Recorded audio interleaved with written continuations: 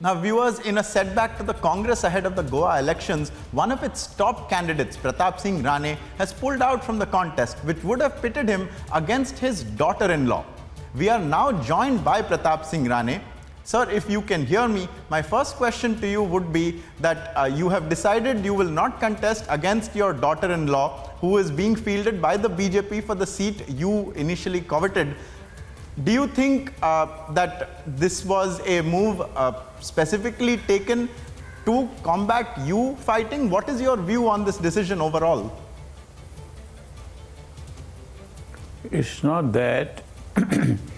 I have been fighting elections since 1972, and now it's nearly 50 years. I think there's a time in one's life to call it a full break.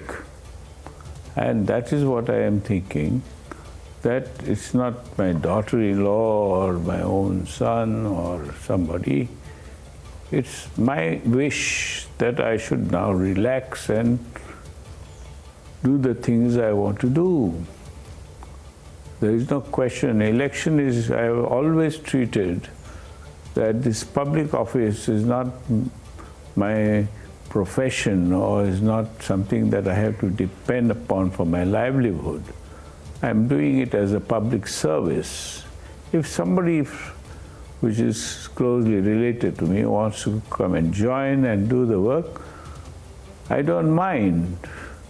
I will devote my time to so many things that I have before me to do. No doubt. Mr. Rane, no doubt. I appreciate what you're saying, that you thought it was time that if there is someone else who wants to do this work, then it gives you time then to do what you want to. But my question then would be that you had initially intended to contest the polls, did you not? And we have seen, sir, in Goa, there is a trend of people who, when they have not been given a ticket, or when someone's relative or same people from the same family, multiple people are fielded in different seats, there is a back and forth that is going on over whether they'll contest with a certain party or as an independent.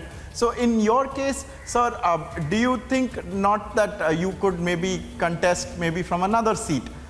Did that ever cross your mind? Nothing like that.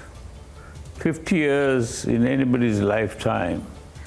What is the average age of Indians? It's less than 50. Now I've crossed 80. And therefore, I think I have to take rest, look after my own interests, that I could leave to my sons and daughters and everyone, my family. In the earlier days, the parents or my grandparents didn't think of standing for elections.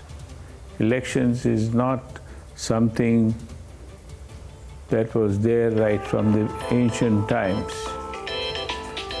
And I have always looked upon it as a social work for the people. You see, I have now decided that if somebody else is fighting, well and good.